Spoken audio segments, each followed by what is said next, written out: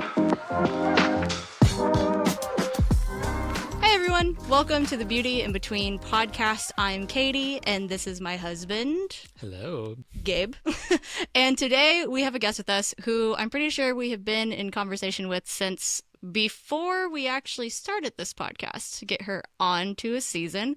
One of our collectively favorite people on the planet, Dr. Andrea Holman, who we'll get to chatting with in a second, but I want to make sure that all of you have an idea of the general bossness that she carries into this space and into this conversation and why we're so excited to have her on. So Dr. Holman, or Dr. Holman as is her IG, works as a diversity, equity, inclusion, and belonging senior manager for Lyra Health's workforce transformation team. She's a counseling psychologist by training and has worked for Lyra Health since June of 2021. She has conducted research understanding the psychological experience of African Americans, specifically the complexities of racial identity, racial advocacy, and cultural mistrust. She has contributed to articles all over the place, by the way. I'm not telling you everywhere. Book chapters, national conference presentations, virtual seminars, workshops, and a number of podcasts discussing all of those aforementioned subjects. When she is not working, Dr. Holman enjoys spending her time on good food, friends, family, and watching American football. And Andrea, we know your favorite college team is... It is the University of Texas. It is the university. It is indeed, yes. So we can just throw up the horns in honor of you and moment. my mom. Yes. And keep the non-fans on the prayer list. That's what we'll do. Which I know that's such a Texas niche thing, but I mean, look, guys, this is a full, we're all actually recording from Texas right now. This doesn't happen a lot It's on brand. the podcast. Yeah. So call out to Texas. And Andrea, before jumping in today's topic, and essentially really the goal of this conversation in a lot of ways is taking our Instagram DMs and various text messages and just turning it into an actual conversation for other people to benefit from. But before jumping into the topic, we have just sort of been asking the question, what have you been enjoying recently? What's been catching your fancy? That's a really good question. Well, hi, y'all. Good, great to be here. Great to talk. Hi. Great to have you. You know what I have been enjoying? You know what I will say? So I own two children that I made from scratch. Their ages are 11 and almost 8. And I have actually been really enjoying those ages. So I think that there's a stage of parenting that you kind of naturally just enjoy and find a little bit easier. And I like the big kid pre-puberty stage has been very enjoyable as of late. I feel and like I've enjoyed the big rain kid... and the cooler weather that brings too. I will say those two things. Yeah. Yes. Yeah, it's been raining a lot of nice breezes over here too. I'm sure the rain is good introvert energy for you too. Oh as well. yes, this is great. We needed the rain. We did. I love when Yes, old people say vegetation that. and whatnot. Yes, those are things I've been enjoying as of late. Oh, all good things. And, shout out to your boys who we also enjoy at the age that they're at the age where I'm totally down to be drop them off, we'll hang out. Yes, this is the age we enjoy. Yeah. For sure. Gabe, what about you? What have you been enjoying recently? I mean, I've been enjoying doing some streaming, advancing the more work stuff and figuring out more pieces as I'm actually getting into a little bit of the thick of things, or I've gotten past the first month and kind of getting a grasp. And so now I get to kind of dream with my boss and, figuring out what next steps are. So it's fun to be able to integrate things and actually start to do the stuff that we're thinking about. And that'll keep going on for a couple weeks. So that's fun. Good. And like I said, the weather, the rain today, I mean, we just got to sit at home and lay down for a bit while we were waiting on to whether or not see whether we would be recording or not, depending on the weather. Mm-hmm. Yes. But it's good to be out though still. Yep. And this will be really interesting as we release the rest of this season. People, if they're really paying attention, will be able to track the order that we record, because my answer for pretty much every time has been, so I've been enjoying The Good Wife.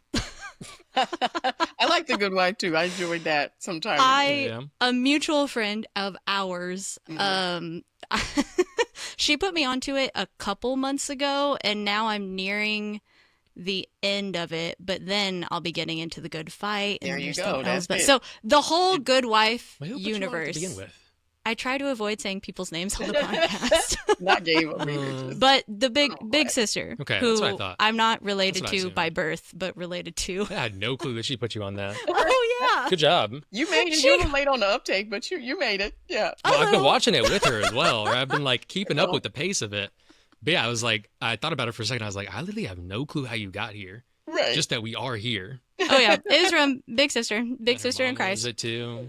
And then I got my mom into it as well. But I will say, in addition to the Good Wife universe, I've also been enjoying running again without injury. That has just been yes, we love such this a for joy.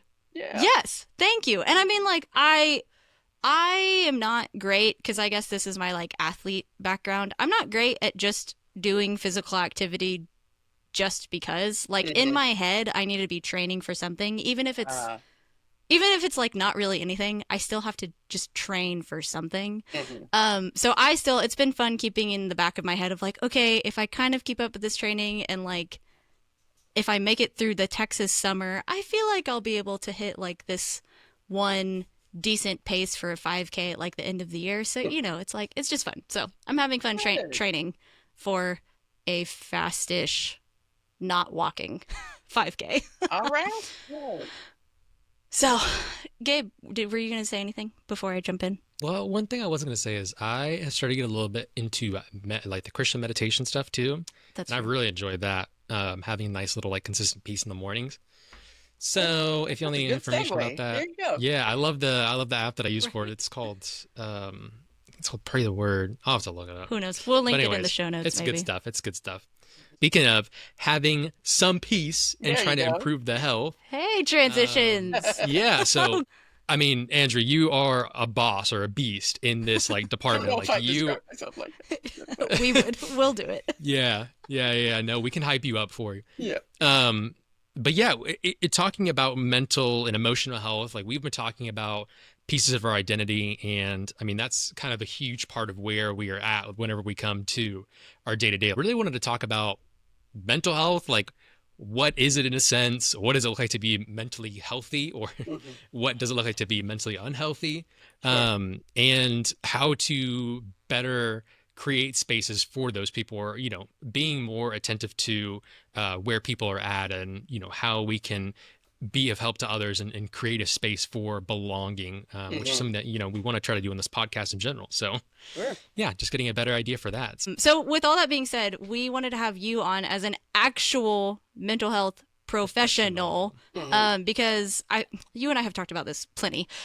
I feel like there's plenty of talk. The term mental health gets thrown out a lot nowadays in positive and negative lights in Mhm. Christian spaces across this country. So, just to sort of get us going and like get everybody into a shared foundation and just like definition, we were wondering if you could actually just sort of give a definition of what is mental health, and if Mhm. you could maybe add into that like parsing out a little bit the differentials between mental health and like general emotional like wellness regulation. So a lot of times these terms get kind of conflated. They get used, misused, uh, maybe even abused at some point.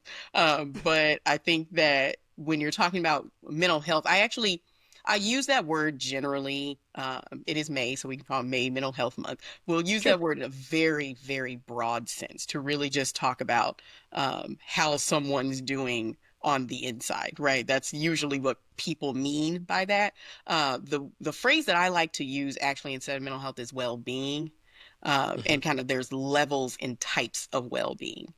Your mental health and well-being is one of many things that's going on with the human, and so when we're talking about that well-being, that level of health and thriving that somebody has, usually what it's intended to mean is this ability to function in a way that is helpful to you, that is generally considered healthy by most kind of professional sorts or by the people around you. Your daily life is kind of the way you want it. You have a level of I'm going to use this word, even though I know people have different feelings about it, but there's a level of resiliency and endurance that you can have throughout difficult moments of life. So that's generally what we're saying with mental health and well-being. But then you start to hear people use it in different ways, right? Like I was saying, it gets a little bit misused. So people will say someone has a mental health issue, right? Or I think that's a mental health problem, those types of things. And that's not exactly there's a difference between something that is related to well-being and what furthers that unhealthy things, things that detract from your well-being. And then there's a whole nother kind of can of worms around diagnosable conditions. And so those things are not the same.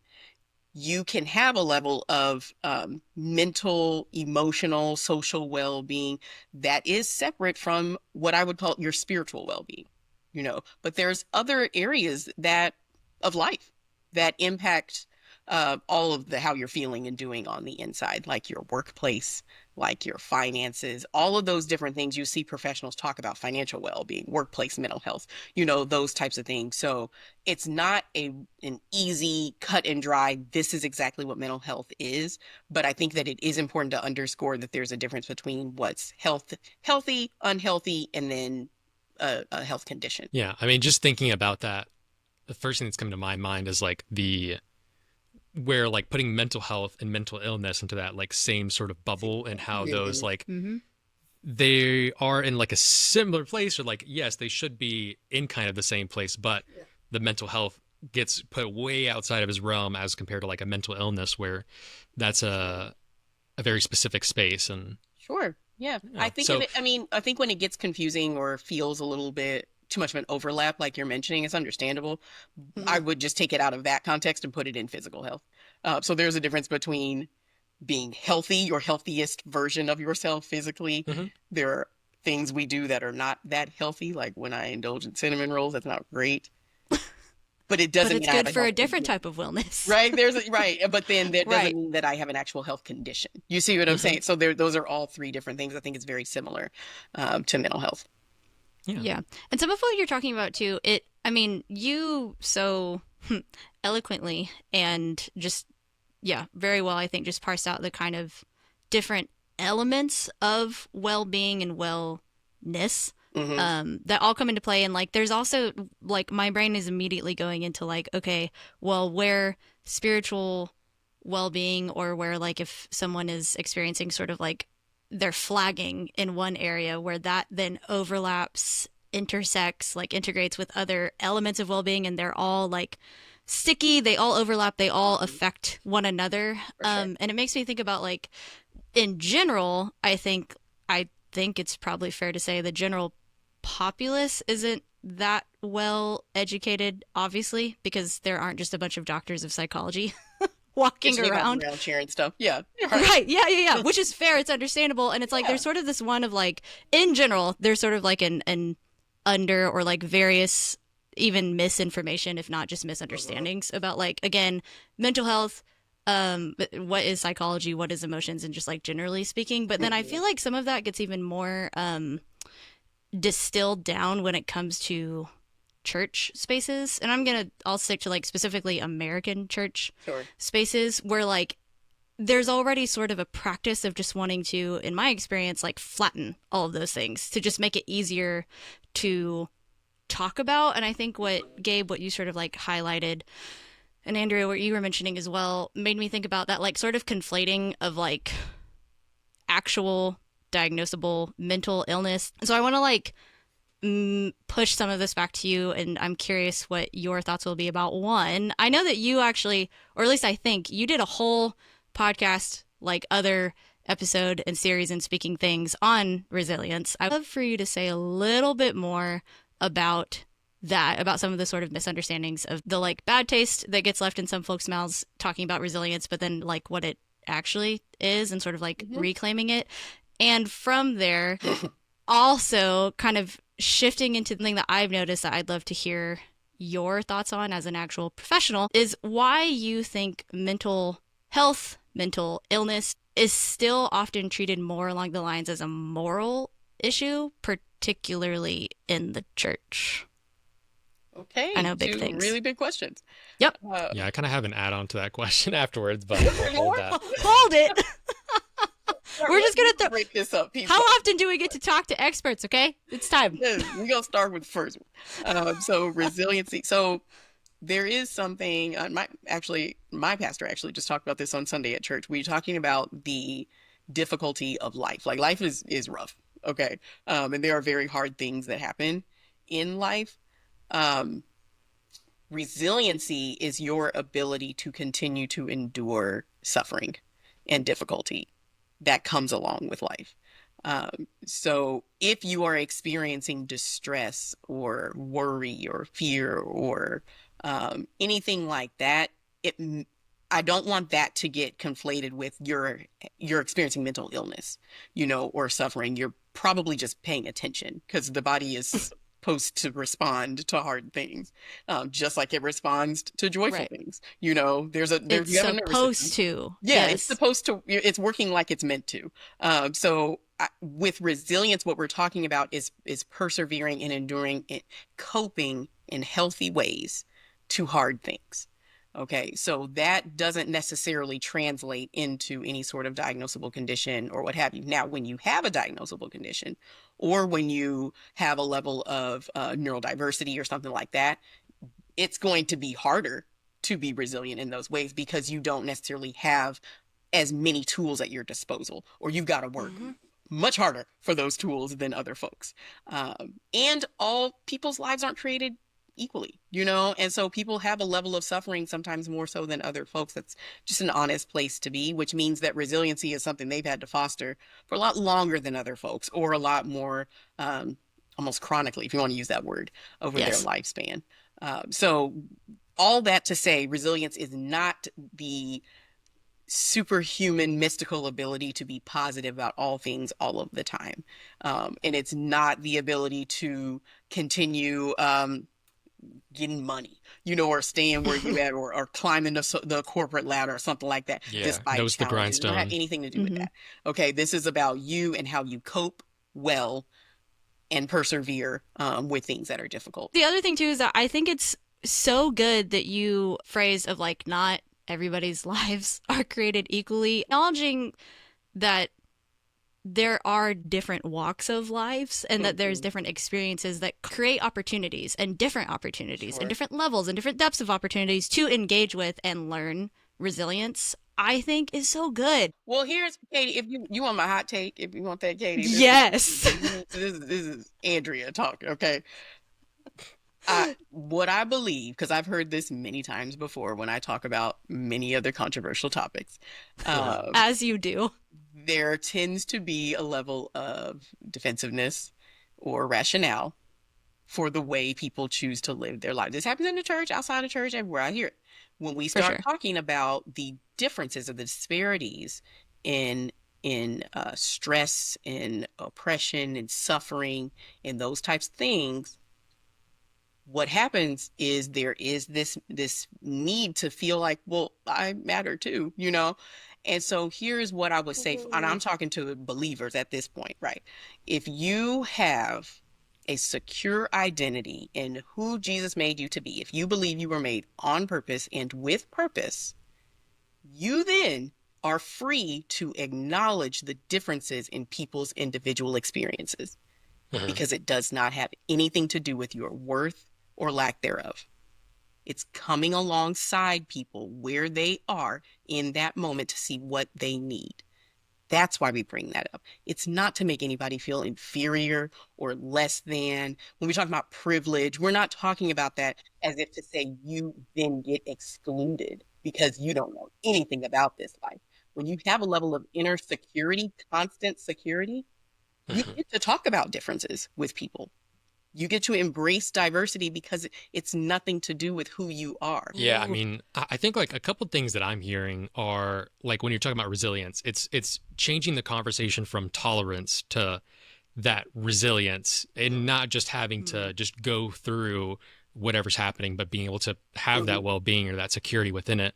Sure. And but it's funny though, whenever you're talking about just kind of like, oh, how do people react to stuff and kind of, that there are some people that might react to something very differently. Like, some people get triggered by certain things where Mhm. they might have a really strong, like, visceral reaction to Yeah. something as opposed to somebody else might hear the same words and be like, okay, like, it's it's interact in different ways, and that past builds up certain things or breaks down certain things. Absolutely. And I've thought about the conversations that me and Katie have had where we've been like, we've argued about our pain tolerance. It's like a competition of Our like, physical pain yeah, of like, tolerance, to be well, clear. you know, Yeah. I broke this thing and I didn't even really cry that much. It's like, The Yeah. dumbest Yeah. argument. yeah, it's just a funny argument because, you know, yeah, we feel this sort of need to Mhm. be special. I'm like, I'm not weak. I Or didn't like react to not, that Right. poorly. yeah, not left out of like, Yeah. I matter too. It is. Everybody wants to matter. So when you've been wounded Right. multiple times, you want people to know that matters, right? And if you To haven't, know that yeah, you've been wounded. Yeah, that you felt that yes, pain. and to know that and acknowledge that. And if you haven't, you're like, well, I still matter too. You know, you don't want to feel this level of Yeah. guilt or exclusion. I think that that's true. But see, but Gabe, what you're bringing up in terms of these ways in which you get complex, right? Same situation, people have different reactions. People live in the same households and have wildly different experiences. Hmm. That's what Yes. psychology is. When I used to teach Psych 101, I'd say psychology is a study of individual differences. You're looking at a different person. Now, when you're talking about as Christian folks, I think that's the beauty of the local church is to get into those individual differences. How can I support Hmm. you? What's hard for you? Right? How can I put aside the things that are privileged, more distant, that I can't quite relate to actually meet you where you're at? And you can't always do that from a, I don't think you can do that very often, actually, from a distance, without truly starting to live life on life with somebody. But I think that becomes a very beautiful relationship that can happen amongst believers. Yeah. And I feel like, I mean, everything you just said combined with all the stuff you just said before too, talking about like bringing in attachment styles and like secure attachment to Jesus, that was not in the notes, that's not in the questions, but I mean like that, it's blowing my mind. Like the idea of, yeah, having a secure developing, because it's work, right? And I know that you know this way better than anyone else on this call. Like developing and moving into a secure attachment style, and I won't go into the theology of like the fall and stuff, but like developing a secure attachment style to Jesus, much less any humans, is like, that's work. That's a lot of work, and that's a lot of hard work. And it like developing that attachment and security in Jesus, I also think, I mean, you were saying it also connects it's a secure attachment and sense of identity, which is like the whole point of this whole season, is like developing the secure attachment to Jesus creates the secure like rootedness and sense of who you are. That in that case, when you're hearing stories of different people's histories of different woundings or experiences, or maybe even lack thereof, as you interact with a diversity of like stories and people and experiences, that having a secure attachment to Jesus enables you to be able to engage with the community and individuals in front of you with like, oh, I'm hearing what you're saying, and this is what I have to like support, to engage, to like breathe life into what you're sharing, rather than out of a sense of like, but I matter too. Sure. And I think, there's a level of decentering that needs to happen where you're other focused rather than you. But I think that type of secure attachment is a lot easier said than done for a couple of reasons. Especially if we're talking about mental health and Yes. internal struggles of folks. The first reason I would say, really, because a lot of folks, when you're talking about the Christian God, right? So Jesus and this Trinity, a lot of what people associate with that God is projected from their own family, a lot of times their own father, right? And so what you've experienced here, because most people walking this earth have not physically encountered the living God, like his actual person. Most in general. Unless you up there a year, right? And so given that, the last physical person that you did call father, you kind of project onto that. And you're talking about attachment issues, potentially. That's a whole nother podcast episode, right? I talked a little bit about my daddy issues last season. There you go. There's so many more. Listen, game recognized game. I get it. Okay. Right. But when you're talking about secure attachment, what's happening with secure attachment is that you have an individual, usually when we're talking about secure attachment, we're talking about kids, you have an individual who expresses their needs freely because they are confident and trust that the person they're expressing that to will meet Hmm. those needs. That's secure attachment. That means you do express your emotional, physical, whatever needs. You don't just suppress them. You don't say everything's fine. You say them and then you wait for a Hmm. response from someone that you trust because they show up time and time and time again. Jesus is a perfect example of somebody you can trust that's trustworthy enough to be securely attached to. But because of all our family stuff and brokenness and humans being human, it's very difficult to believe that, Hmm. and really trust that. So I think that is one hard piece of it.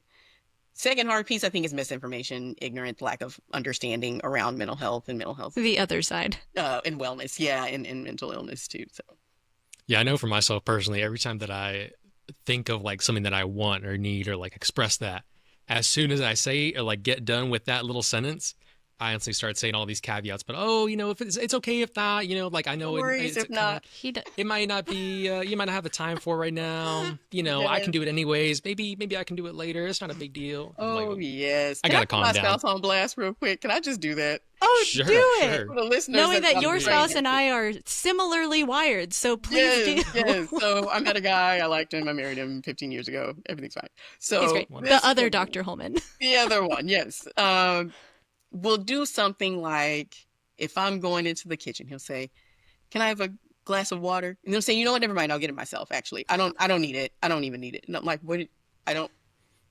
Do you want it or not? I don't know what to do." Right? And so, but it's what it is this discomfort with expressed Hmm. needs and dependency on another individual and trusting that there's not a catch there or there's not a judgment there. Why they need so much? Here they go calling again. Here they go doing something else, right? And so there's these narratives that we can develop in our minds for a myriad of reasons, right? They might have been explicitly said to us from Hmm. folks, or we might have just made that fantasy up in our minds. But either way, there's a narrative there about how much we can and should depend on other people. Yeah. And I think that even gets translated and projected onto who God is. What I was going to say to like all of this, because we've waded well into uncharted territory as far as this episode goes, which is great. Yay God. It's Hmm. making me think of like if we apply everything that you just said in the context of a church community, and we'll be specific to a local church community in America, we can probably assume that like general knowledge around mental health, psychology, attachment styles, we can probably assume that the general understanding is kind of low as far as like what that means, and that if there's somebody who is beginning to engage in that journey towards more integrated, holistic, healthy ways of being, that then when that person steps into a church community where the idea, and I would say the reality, is that that church community is centered around Jesus and is centered around the triune God who invites honesty and invites wholeness and well-being and invites all of your struggles and all of your wounds and all these things to like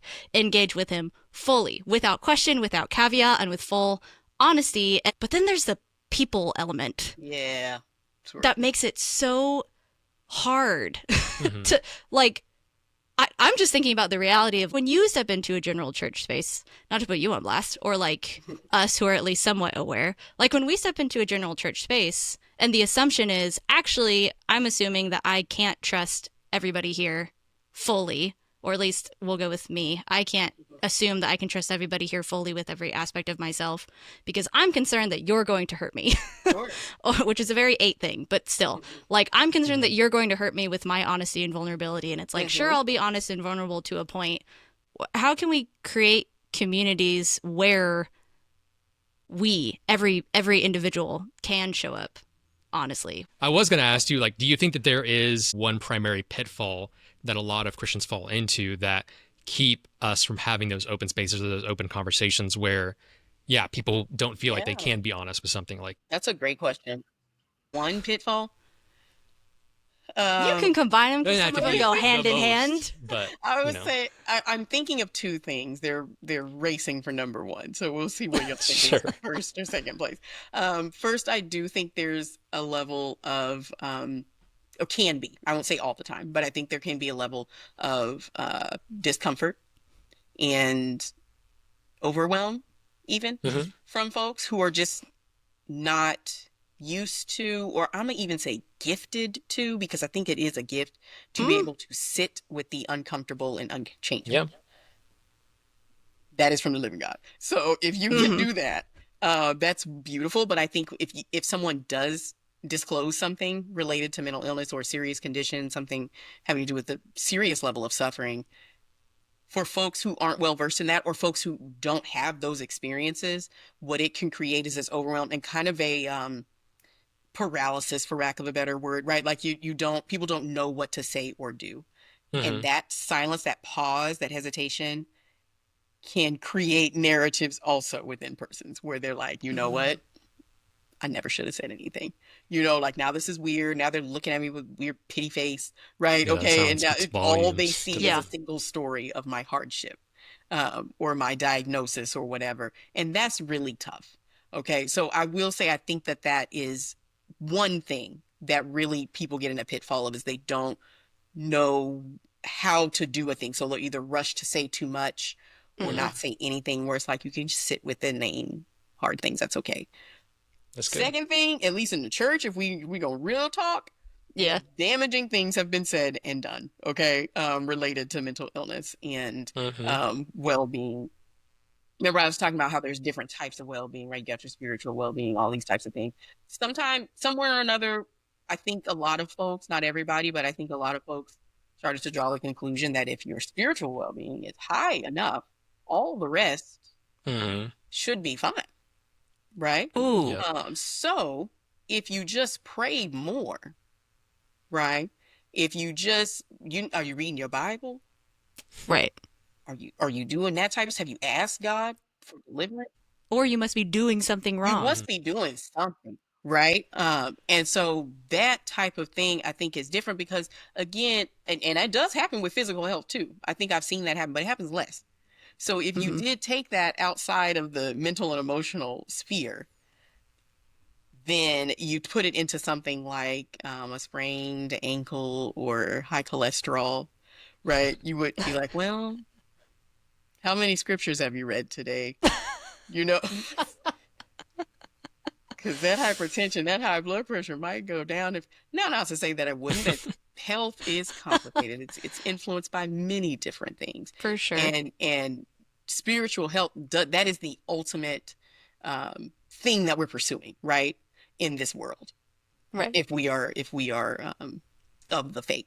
So I'm gonna give that caveat.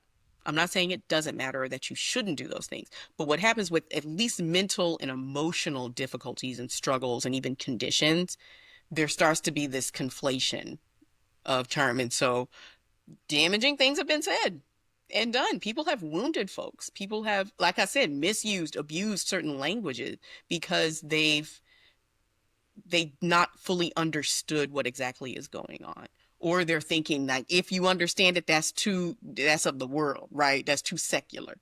If Hmm. you were saved, you know what I'm saying, you would really not have these issues. And you can accuse me of not being saved, but I'm gonna say that's not true. uh, I'm just gonna go ahead and say that you are saved. That's why we're I having a am, and conversation. I did, but I'm Obviously. saying you can accuse me of it if you want to. I can't do nothing about that. But I would say, that is part of, I think those two things are running first place for being damaging. Yeah, no, I appreciate you sharing that. Yeah, Yeah. and I mean, I've not that we need to make one of them be first place. I feel like my leaning is to like engage with the really damaging things that Mhm. have been said in church spaces. I mean, that like sets the temperature for It does. everything else. It does. So in my mind, that maybe That might be pushes the it first one. just like Can a I give a little bronze faster. medal? Actually, in my, I don't know, it might run for silver. I'm gonna give a bronze. Yes. Language use. Okay. So if I can open that can of worms, the ways in which folks can use language inappropriately, or even share stories that are Mm. gossip veiled as prayer requests related to people's mental and emotional struggles. Can I go there? I don't know. It's recorded. Hey, That's a big can of yes, worms to open.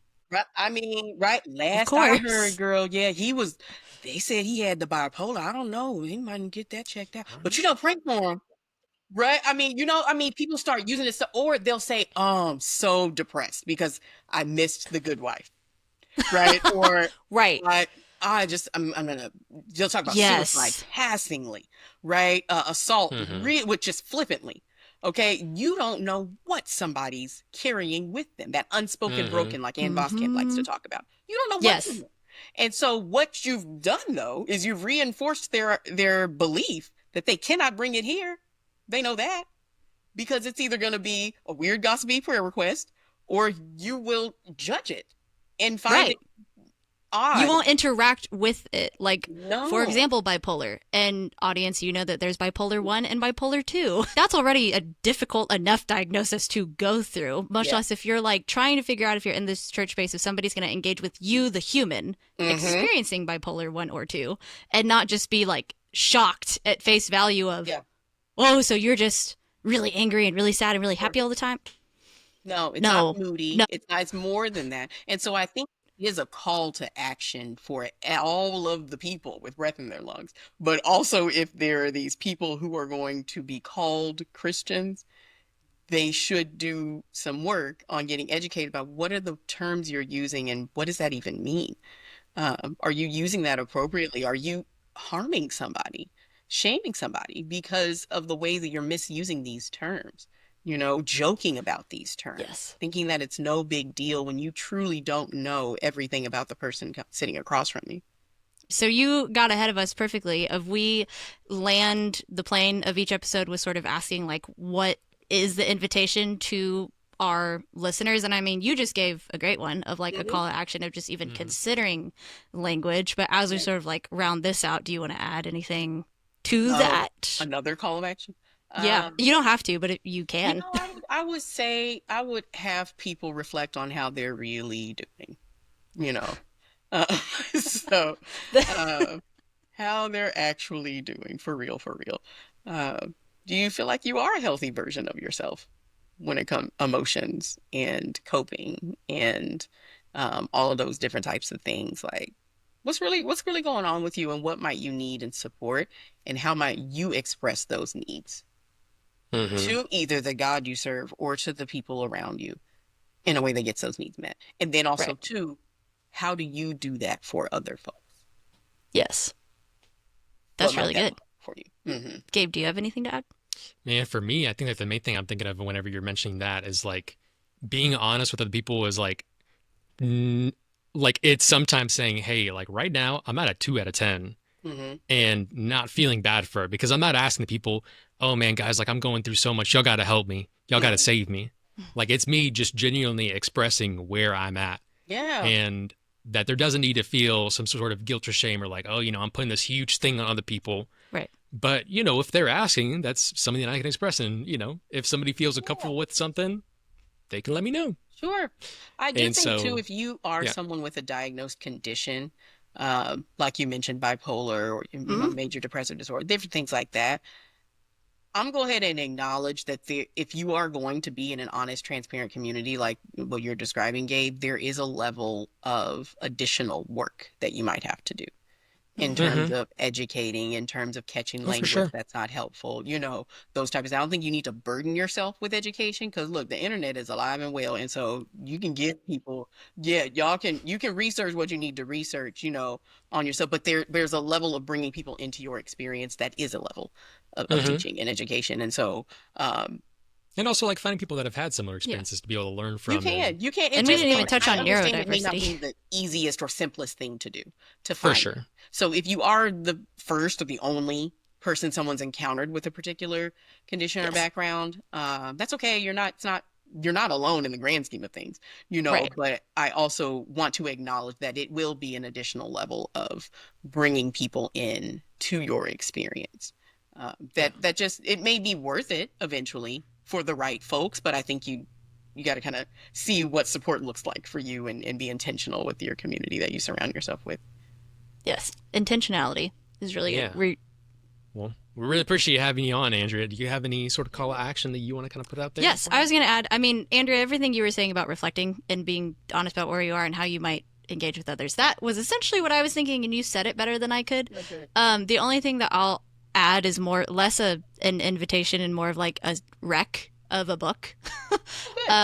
Try Softer, which I'm blanking on the author right now, but Try Softer, I feel like it does come from a Christian perspective, but also a Christian trained like LPC perspective, that she kind of covers, again, a lot of like basis of foundation of language around engaging with mental health and like holistic well-being, that I benefited from, and I let a lot of people borrow that book. So that, and then really the only other thing to add is Dr. Holman. If people are looking to connect with you, find more of your, like, where to find more of your brilliant work and things, where can people find you, look for you, etc.? Yeah, I'm on the internet, so LinkedIn, Instagram.